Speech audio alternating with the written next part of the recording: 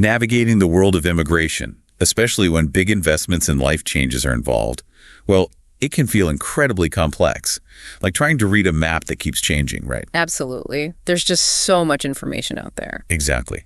And that's why we're doing this deep dive. We want to give you a clear, straightforward shortcut to understanding something really vital right now. The latest from the EB5 Visa Bulletin. What do these updates really mean if you're thinking about investing? That's our mission today. And we're diving into some key insights from a recent analysis titled EB5 Visa Bulletin, Reserved Categories and Investment Insights. We'll pull out the most important bits, the need-to-know stuff, and maybe a few surprising facts, too. Okay, great. So let's start with the basics, just quickly. The EB5 program, in a nutshell, it's a way to get a U.S. green card by investing a significant amount of money to create jobs here. Right, that's the core idea. Job creation through investment. But it's not static. This Visa Bulletin, the State Department puts it out regularly. It's not just some update list. Think of it more like maybe air traffic control. Or perhaps a queue system for visas. That's a good way to put it. It tells you when it's your turn, basically. It controls the flow based on which country you're from and the type of EB5 investment you made.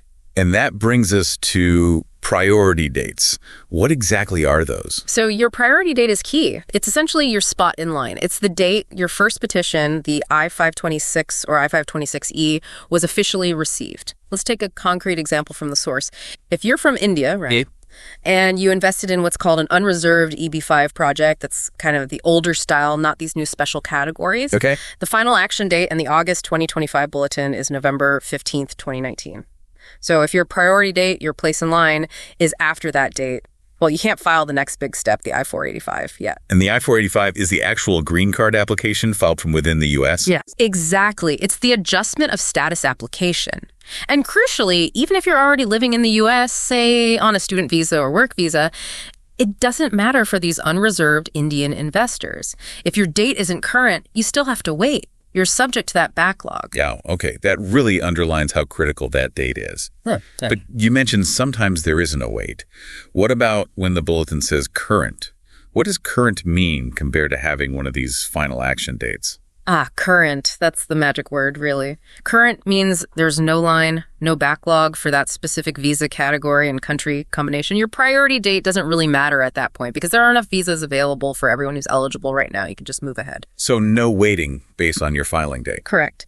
And, this leads us straight to probably the biggest news from this August 2025 Visa Bulletin for anyone looking at EB5. Okay, what is? All the EB5 reserved categories, they are still current for all countries. And yes, that includes India and China, countries usually facing long waits. Wow, okay. That sounds like a really big deal, especially for investors from India and China who normally face those huge backlogs. What exactly are these reserved categories? Good question. So back in 2022, the EB5 program got reformed, and these 3 specific categories were created, each with its own slice of the visa pie set aside.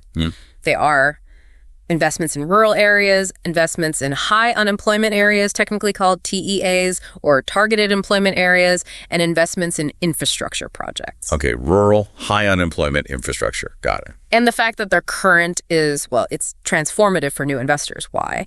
Because it means if you choose a project in one of these reserve categories, even if you're from India or China, and you're already legally in the U.S., you can file your initial petition, the I-526E, and your green card application, the I-485, at the same time, concurrently. Wait, really? So you skip that whole waiting period between getting the first petition approved and then applying for the green card? That usually takes years for some people, right? Exactly. You file them together. And it gets better. Because you've filed the I-485, you can also apply for your work permit, that's the EAD, and your travel permit, the advanced parole or AP. And how quickly do those come through? Typically, you're looking at about 3 to 4 months right now to get the EAD and AP in hand. So very quickly, you can start working legally, travel internationally, and just breathe easier. You start enjoying, the benefits of having a pending green card, that flexibility and peace of mind much, much sooner. That does sound like a genuine fast track. But, help me understand the why behind this. Why is this happening? Especially for India and China, which are usually so backlogged. How is this open lane even possible? It boils down to supply and demand, really. India and China historically have huge demand for the regular, unreserved EB-5 visas, overwhelming demand, which created those long waits. But these reserved categories, they have their own separate quotas of visas allocated by Congress, and the demand for projects in these specific categories simply hasn't caught up to that dedicated supply yet. Ah, okay. So there are visas sitting there waiting to be claimed in these specific lanes. Precisely. It's created this window, this opportunity for new investors to essentially bypass the traditional waiting lines if they choose one of these reserved projects. It's a strategic advantage, but it might not last forever. Once demand picks up in these categories, they could potentially see backlogs too. That's a really critical point. So timing and choosing the right category are paramount. Yeah. Now, the source also mentioned something about the unreserved categories, the older ones. It said they did move forward a bit this month, especially for China and India. Yes, that's true. There was some forward movement. But it's important to stress, right, that moving forward isn't the same as being current. Absolutely not. It's positive news, sure, the line is moving, but it doesn't mean the backlog is gone for unreserved. Not by a long shot. Investors from China and India in unreserved projects still face potentially significant waits before they can file that I-485. Progress is good, but current it is not. Patience is still needed on that path. Right. A very different picture compared to the reserved categories. So, okay, we've covered the visa bulletin side, the timing categories, but choosing the investment itself is obviously just as crucial. Did the sources offer any specific insights there?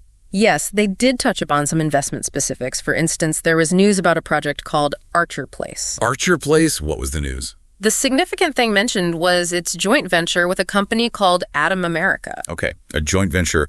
What does that typically signal to an investor in something like real estate development? Well, JV, especially with an established developer like Atom America, is often seen as a positive sign. It means pooling resources, sharing expertise, and usually sharing the risk and reward. For an EB5 investor, it can suggest a more robust project structure, potentially better management, and maybe a reduced risk profile compared to a project solely run by a less experienced entity. It adds a layer of credibility. Makes sense. And besides specific deals, I think the sources also highlighted a particular type of investment, student housing. Why is that considered interesting right now? Yeah, student housing often comes up as a potentially strong EB5 investment class. The reasoning is fairly straightforward. First, high occupancy rates. Because students always need somewhere to live near campus. Pretty much. The demand tends to be consistent and predictable. But more than that, it's shown itself to be quite resilient, even when the broader economy takes a hit. Why is that? Well, as the source material puts it, people tend to keep studying, even in recessions. Sometimes enrollment even goes up during economic downturns. So that consistent demand for housing near universities helps keep occupancy stable. So it's potentially less vulnerable to those economic cycles that might affect, say, office buildings or retail spaces. Exactly. That resilience makes it attractive, particularly for something like EB5, where long-term project stability is obviously very important for immigration success. Okay, this has been really clarifying. So to kind of wrap up the key takeaways, we've got this fantastic clarity for the reserved EB5 categories: rural, high unemployment, infrastructure being current for everyone, offering that fast-track potential. The concurrent filing and quick e-adapt. Right. Then we have the unreserved categories, which are moving but still require patience, especially for India and China. Still backlogged, yes. And finally, the importance of project choice, with things like joint ventures adding credibility and sectors like student housing showing real resilience.